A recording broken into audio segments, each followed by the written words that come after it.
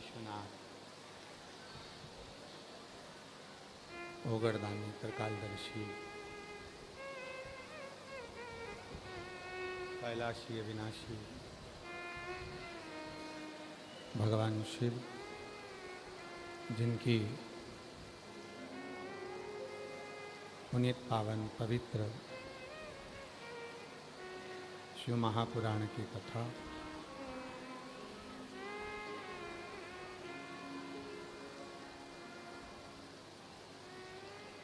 देवाधिदेव महादेव की कृपा से, करुणा से,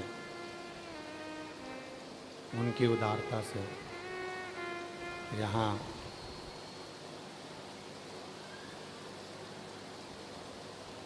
प्रारंभ हुई है आज भिलाई जयंती स्टेडियम छत्तीसगढ़ की पवित्र पावन भूमि पर भगवान शिव की कृपा से श्रावण के इस पवित्र पावन अवसर पर कथा का छठा दिवस प्रारंभ हो रहा है। बाबा देवाधिदेव महादेव की कथा का रसतत्व ग्रहण करने आप सब श्रावण के इस पवित्र पावन अवसर पर यहाँ जयंती स्टेडियम भिलाई की पवित्र भूमि पर आए हैं।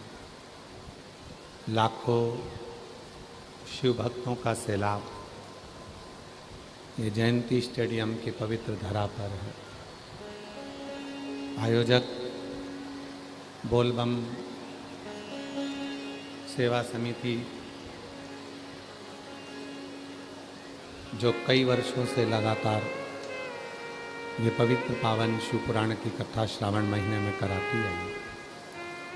बोलबम सेवा समिति के अध्यक्ष श्री दया सिंह जी, उनको साधुवाद देता हूँ जो इस पवित्र कथा का दिव्य आयोजन आपने आयोजित किया। एक बार जोरदार ताली बजाकर उनके लिए साधु का।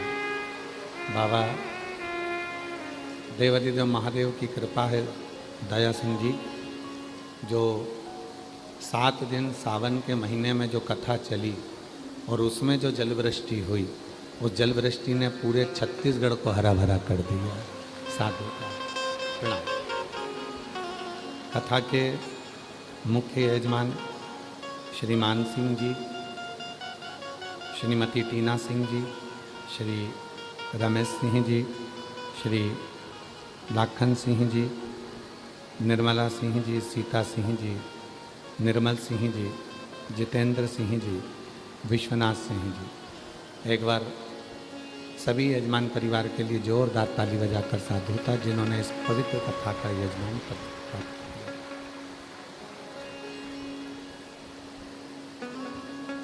शिव कृपा से, करुणा से, उनकी उदारता से ये पवित्र कथा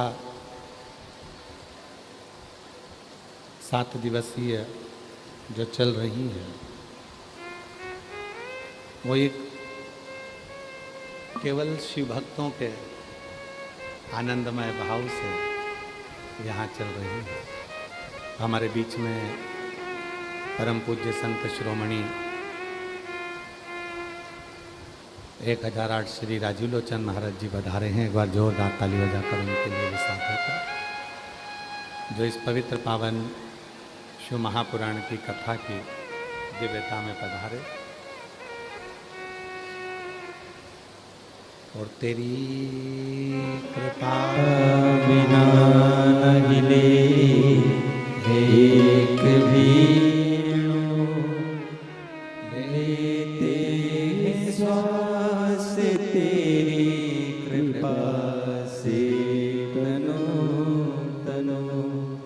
भगवान क्या करूं मैं राखों के ढेर का, सपनी होत में खजाना कुबेर का, गंगाधार मुक्ति द्वार ओमकार तू, भोले ओमकार तू, आयो शरण तिहारी शंभु तार तार तू।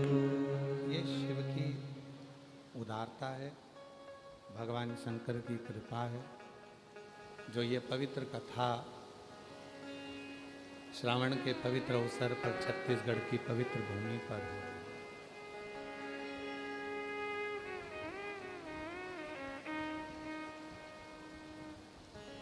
कथा मंडप में संतों का आगमन ये एक आनंद का विषय होता है। अपनी सुमधुर मीठी वाणी से परम पूज्य राजीव लोचन महाराज जी बड़ी सुंदर सुंदर कथाएं कहते हैं और छत्तीसगढ़िया भाषा में भी कहते हैं, और आप सब लोग उनको श्रवण करते हैं, उसके लिए साधु हैं।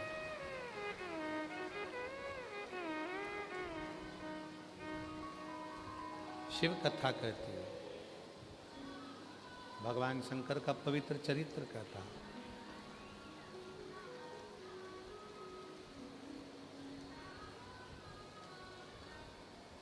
शिव की एक आदत है, और जिसने भगवान शंकर को पहचाना होगा थोड़ा बहुत भी, वो शंकर भगवान की उस आदत को जानता। छठे दिन की कथा है, 1 मिनट भी तुम्हारी ध्यान कथा से ना हटे। कहते हैं आज कथा की शिवरात्रि है, और श्रावण महीने के अंदर जब हम कथा की शिवरात्रि मना रहे हों तो जरूर मेरा देव अधिदेव महादेव अगर इस बरसते पानी में आपको बिठाया है, बुलाया है, तो कुछ ना कुछ देने के लिए ही बुलाया है। ऐसे शिव की एक आदत है। मेरे भोले बाबा जब किसी को देना प्रारंभ करते हैं, मेरे ओघड़दानी, मेरे शंभु, मेरे त्रिकालदर्शी, कैलाशी, अविनाशी शंकर जब किसी को देना प्रारंभ करते हैं तो पहले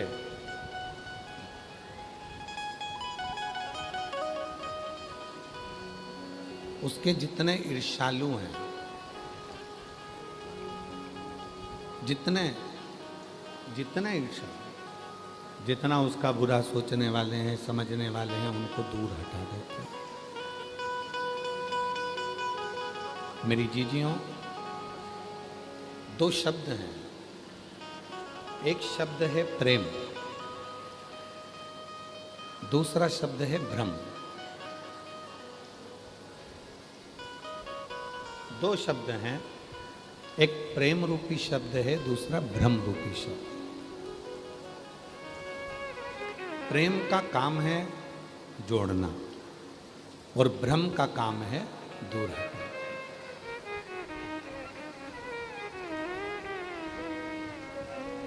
जब सनातन धर्म को मजबूत किया जाता है, जब सनातन धर्म को एकजुट किया जाता है, जब सनातन धर्म को एकाग्रित किया जाता है, तो ये प्रेम के बल पर किया जाता है,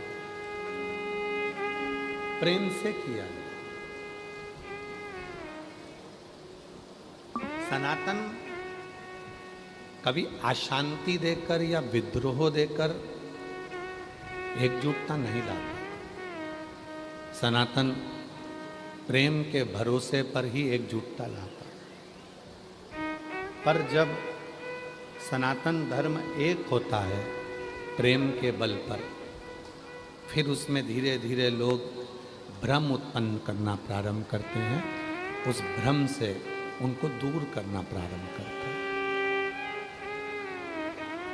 शिव कथा कहती है प्रेम और भ्रम ये 2 शब्द हैं, और जिसने अपनी जिंदगी में प्रेम को पकड़ लिया, जिसने अपने जीवन में प्रेम को पकड़ लिया, प्रेम देना प्रारंभ कर दिया, प्रेम परोसना प्रारंभ कर दिया, समझ लो उसकी जिंदगी में सब उसके हो। सब उसके। शिव महापुराण ने दिया क्या है? शिव महापुराण क्या दिए, क्या प्रदान कर दिया? शिव महापुराण ने अगर दिया तो केवल प्रेम दिया। अगर प्रेम नहीं होता तो लोग आज कीचड़ में, इतनी तेज बारिश में, इतने बरसते हुए पानी में, कोई अपनी दुकान, कोई अपना घर, कोई अपना मकान छोड़कर नहीं आता, जो आज लोग छाता पकड़ पकड़ कर यहाँ से लेकर वहाँ तक खड़े हैं। ये प्रेम ही तो दिया है।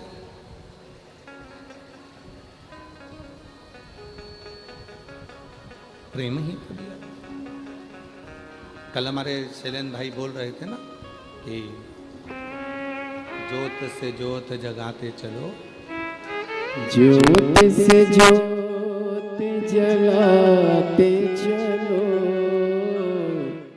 ज्योत से ज्योत जलाते चलो, प्रेम के गंगा बहाते चलो, प्रेम की गंगा बहाते चलो।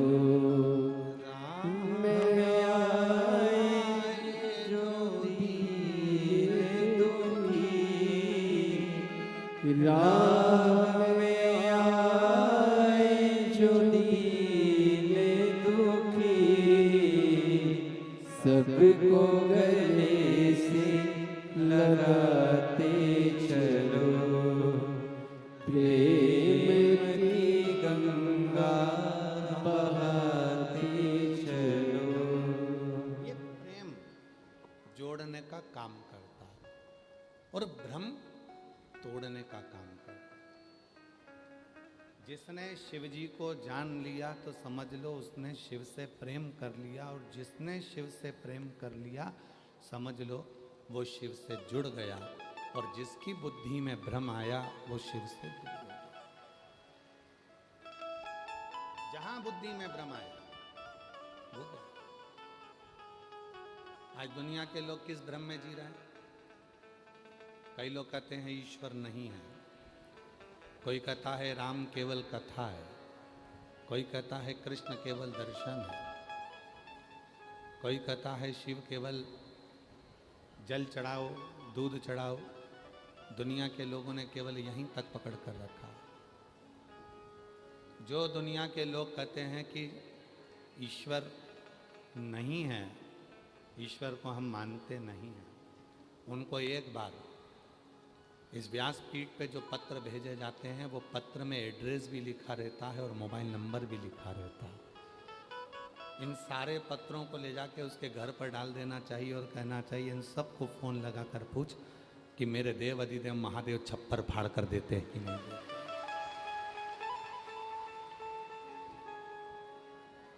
शिव कितना देते हैं, शिव कितना प्रदान करते हैं, तू देख।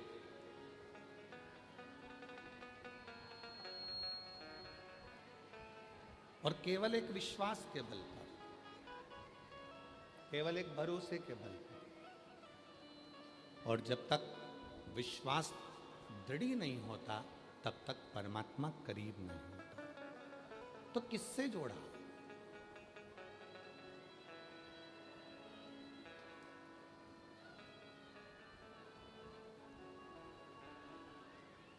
एक बार विजया ने, पार्वती जी की एक सहेली है विजया, जिसको विजयेश्वरी भी कहते हैं।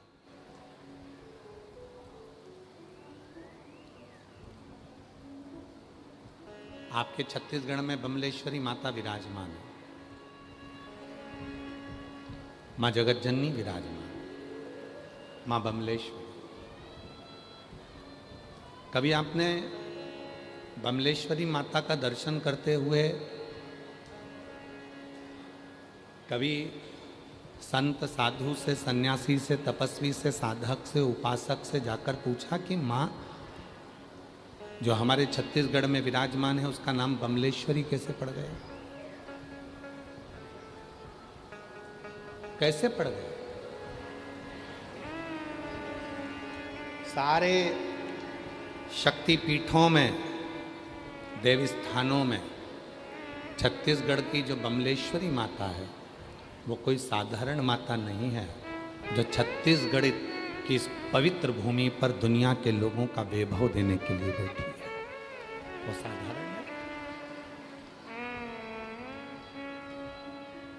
कभी पूछा कि माँ का नाम बमलेश्वरी कैसे पड़ गया, माँ बमलेश्वरी कैसे हो गई, कैसे माता बमलेश्वरी विराजमान हो गई? कभी अध्ययन करना। माता विजया पार्वती जी की एक सहेली है। विजया जो माता पार्वती जी के साथ में बाल्यावस्था से, बचपन से ही, बाल्यावस्था से ही शिव की साधना में लगी।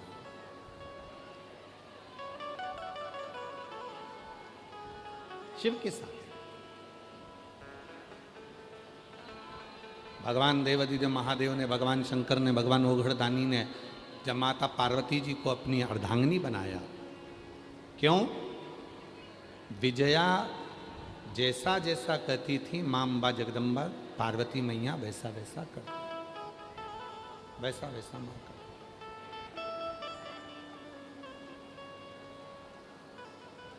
जो बोलती हैं मां विजया वैसे मां पार्वती जी पूजन करती। और विजया ने अपनी जिंदगी में केवल एक ही काम करा, शिव की जो आराधना थी, शिव जी की जो साधना थी, वो तुमरुका जी से पूछ कर आती थी कि भगवान शंकर को कैसे राजी किया जा सकता है, भगवान शंकर को कैसे मनाया जा सकता है, भगवान शंकर की साधना कैसे करी जा सकती है। पूछ कर आकर माँ पार्वती जी को बता देती थी और पार्वती जी वैसी ही आराधना करती, पार्वती माता वैसी ही साधना। शिव के लिए, भगवान शंकर की साधना के लिए, भगवान शंकर की आराधना के लिए अगर किसी से पूछना है, अगर किसी के पास जाना, तो जो शंकर का परम भक्त हो, शिव का परम भक्त हो, भले वो तुम्हारे पास में रहने वाली तुम्हारी पड़ोसन हो, चाहे कोई ब्राह्मण हो, चाहे कोई वैश्य हो, कोई चाहे क्षत्रिय हो, चाहे कोई शूद्र हो, और चाहे कोई संत हो, कोई चाहे बैरागी हो, चाहे कोई तुम्हारा अड़ोसी पड़ोसी धड़ोसी हो, जो शिव का भक्त हो, शिव चर्चा, शंकर का स्मरण, शिव की भक्ति, शिव का मंत्र जाप, शिव का नाम जाप, शंकर का गुणगान, उसके पास जाकर पूछना जो शिव में लीन हो, शंकर की भक्ति में जो डूबा हुआ, शिव के भजन में जो डूबा, शिव स्मरण में जो डूबा। अब आपकी और हमारी क्या आदत हो गई है कि हम जो शिव की भक्ति करने वाला है उससे तो पूछते नहीं है कि शिव है क्या, हम सबसे पूछते रहते हैं। ये उसी में का हाल है, कपड़े की दुकान पर जाकर पूछो क्यों भैया तुम्हारे यहाँ 2 किलो शक्कर मिल जाएगी, 4 किलो चावल मिल जाएगा। अब कपड़े की दुकान वाले क्या क्या मिलेगा, जम के तो बोलो कपड़ा। चावल शक्कर लेना है तो तुमको किराने की दुकान पर जाना पड़ेगा, और तुम किराने की दुकान पर जाकर पूछो क्यों भैया तुम्हारे यहाँ पाँव के मोजे मिल जाएंगे क्या, तुम्हारे यहाँ जूता चप्पल मिल जाएगा क्या, तो किराने वाला बोलेगा भैया मेरे यहाँ तो किराने का सामान मिलता है, यहाँ का जूता चप्पल मिलेगा, यहाँ का मोजा मिलेगा। किराने की दुकान पर मोजा नहीं मिलता, किराने की दुकान पर चप्पल जूता नहीं मिलता, कपड़े की दुकान पे किराना नहीं मिलता, फ्रिज कूलर की दुकान पर जाकर पूछोगे क्यों भैया तुम्हारे यहाँ सुई मिलेगी क्या, हमको कपड़ा सिलना है तो सुई मिल जाएगी क्या, धागा मिल जाएगा, तो वो कह देगा हमारे यहाँ नहीं मिलता। पर हम भी उल्टे हैं, हम शंकर जी के बारे में किससे पूछने जा रहे हैं जिसको शंकर जी के बारे में मालूम ही नहीं है। हम शिव जी का ज्ञान किससे लेने जा रहे हैं जिसको शिव जी का ज्ञान ही नहीं है। हम शिव जी का गुणगान किसके पास कर कर बैठ रहे हैं जिसको शिव का गुणगान ही नहीं मालूम। हम उससे पूछ रहे हैं क्यों शिव जी के इस व्रत का क्या महत्व है, पशुपति व्रत का क्या महत्व है, अष्टमी का क्या महत्व है, कितना।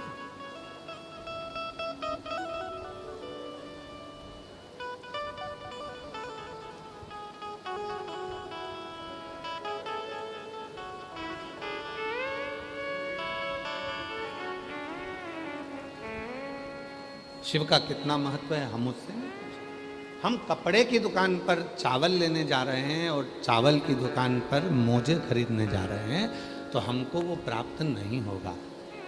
कोई शिव का भक्त हो, भले तुम्हारे मोहल्ले में रहता हो, भले वो क्षत्रिय हो, वैश्य हो, ब्राह्मण हो, शूद्र हो, कोई भी हो, अगर वो शिव का भक्त है, शंकर का उपासक है, शिव नाम में डूबने वाला है, शिव की भक्ति करने वाला है, तो आप उसके पास जाकर बैठोगे तो शिव का ज्ञान मिलेगा।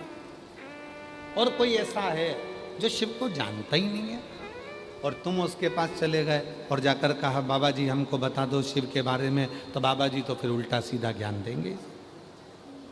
शिव नहीं मालूम, शिव का स्मरण है।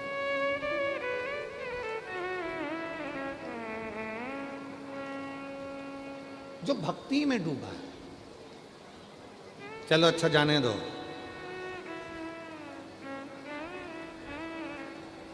जिसकी वाणी नहीं है, जो गूंगा है, उसने गुलाब जामुन खा ली और गुलाब जामुन खाने के बाद तुम उससे स्वाद पूछो, जिसकी वाणी नहीं है, जो बोल नहीं सकता, क्यों साहब गुलाब जामुन कैसी बनी, और उसकी वाणी नहीं है, गूंगा है, बोल नहीं सकता, तो वो गुलाब जामुन का स्वाद कैसे बताएगा?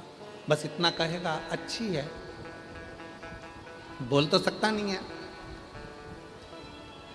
आवाज तो निकलेगी नहीं, बोलेगा तो है नहीं, बस इशारा कर देगा अच्छी, स्वाद नहीं बता पाए। फिर किसी ने कहा गूंगे से, जिसकी आवाज नहीं है, वाणी नहीं है, उससे कहा साहब गुलाब जामुन कैसी बनी है, तो उसने इशारा कर।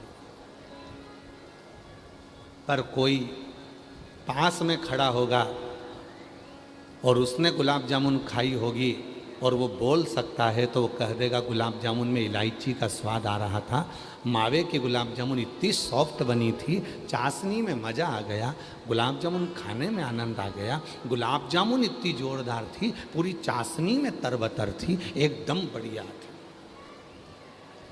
जिसने गुलाब जामुन खाई वो स्वाद बता रहा है, और जो गुलाब जामुन तो खा लिया पर मुख से बोल नहीं सकता, वो स्वाद नहीं बता सकता। उसी तरह जो शिव का भक्त होता है, जैसे मेरी ये जीजियाँ बैठी हैं लाखों की संख्या में, जैसे मेरे जीजा बैठे हैं लाखों की संख्या में, जैसे मेरी बेटियाँ बैठी हैं, मेरे बेटा बैठे हैं, मेरे बुजुर्ग माँ बाप बैठे हैं, मेरे बुजुर्ग माता पिता बैठे हैं, आप सब लाखों की संख्या में बैठे हो, तो आप जब कथा सुनकर जाते हो और कोई तुमसे पूछे साहब कथा में गई थी क्या लाभ मिला, तो 3 महीने बाद तुम कह सकती हो कि मेरे बाबा ने मुझको ये दिया है, मैंने गुलाब जामुन खाई तो उसका स्वाद ये उसका स्वाद है, मैंने जो खाया उसका स्वाद ये है। जिसने खाया ही नहीं वो कैसे गाया, कैसे? एक पत्र में एक बहन जी ने लिखा,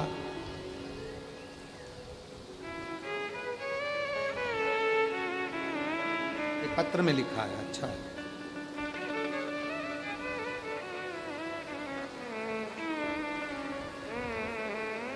मेरा नाम शकुंतला पटेल है। पत्र को एलईडी पर पढ़िएगा, आस्था चैनल पर पढ़िएगा, फेसबुक यूट्यूब पर पढ़िएगा, और पंडाल में जो एलईडियाँ लगी हैं उस पर भी पढ़िएगा।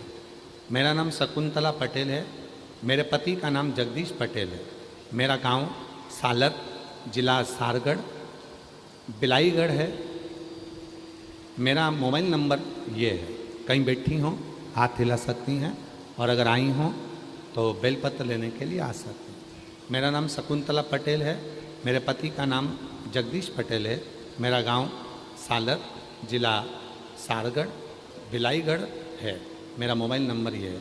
मेरी जेठानी की बहू का नाम श्रीमती पुनीमती प्रीति तेजराम श्रीवास, गांव घोड़ा घाटी के रहने वाले हैं। उनको 27 साल से औलाद का सुख नहीं मिला। कितने साल? जम के बोलो, इस पत्र में पढ़ो कितना लिखा है। आस्था चैनल वाले क्लोज करो जरा, पास में करो उसको। कितना लिखा है? 27 साल से औलाद का सुख नहीं मिला। फिर मैंने उन्हें कोकड़ी की कथा सुनाने के लिए ले गई, और कोकड़ी में आपकी कथा चल रही थी, उसको सुनाने के लिए ले गई। बाबा वहाँ की मिट्टी को मैंने गर्भ से लगाया और पशुपति व्रत करवाया। सफ़ेद आंकड़े की जड़ को तुमरुका जी का नाम लेके, सफ़ेद आंकड़े की जड़ को तुमरुका जी का नाम लेके बांधी। उसके 3 महीने के बाद गर्भ तो ठहर गया, लेकिन 4 महीने के बाद बच्चा फिर नहीं बच पाया। फिर अंदर से मेरी वो बहू टूट गई। हम दोनों बड़े दुखी हुए। विचार करा कि अब सियोर वाला बाबा जहाँ कथा कहेगा हम वहाँ जाएंगे और वहाँ की मिट्टी को गर्भ से लगाएंगे। वापिस पुनः मेरी बहू कथा सुनने के लिए सीहोर चली गई। कंकर शंकर की पूजन करी, रुद्राक्ष लिया, पशुपति व्रत किया, वहाँ की मिट्टी गर्भ से लगाई और बाबा की ऐसी कृपा हुई 16 सितंबर 2024 को मेरी बहू के यहाँ 27 साल के बाद पुत्र रत्न की प्राप्ति। 27 वर्ष।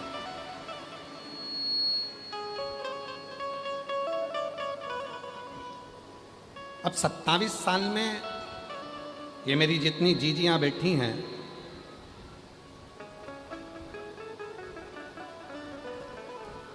जितनी जीजियां, एक पत्र और है बड़ा सुंदर है, देखिए। मेरा नाम सोनिया निषाद है। मैं फौजी नगर भिलाई में रहती हूँ। कहीं बैठी हो? सोनिया निषाद। मैं फौजी नगर भिलाई में रहती हूँ। गुरुजी, महादेव के 1 लोटे जल का और 1 बेलपत्र का मैं क्या गुणगान करूं। मेरी बेटी लावण्या को जन्म से दिमाग के झटके आ रहे थे। उसको दिमाग के झटके आते थे, जिसके कारण मेरी बेटी का पूरा शरीर शून्य हो गया था। वह ना तो बोल पाती थी और ना कभी बिस्तर से उठकर बैठ पाती थी। पलंग पर पड़ी रहती थी। ना कभी बोल सकती है, ना कभी सुन सकती है, पलंग पर पड़ी रहती थी। गुरुदेव, 8 साल हो गए, बेटी पलंग से नहीं उठी, ना बोली, ना चली, केवल पलंग पर पड़ी रहती थी।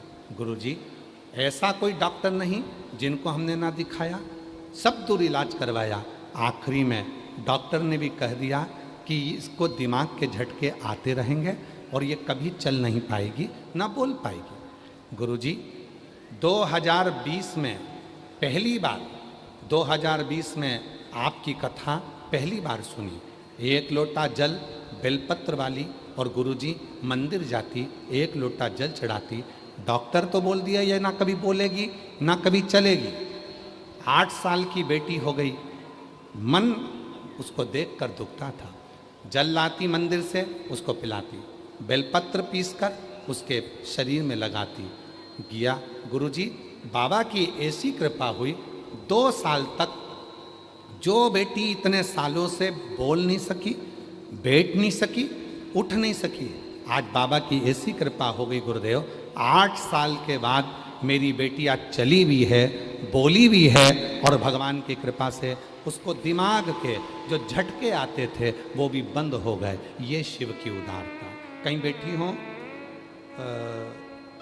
मेरा नाम सोनिया निषाद है, कहीं बैठी हो तो आ सकते हैं। और कल एक आशीष ने हमको, एक यूट्यूबर कोई हैं, कोई यूट्यूबर हैं या न्यूज़ वाले हैं, हमको नहीं मालूम, किसी यूट्यूबर या न्यूज़ वाले ने एक महिला का इंटरव्यू आशीष ने कल हमको दिखाया था। एक माँ, और मैं उन यूट्यूबरों को साधुवाद देता हूँ, मैं उन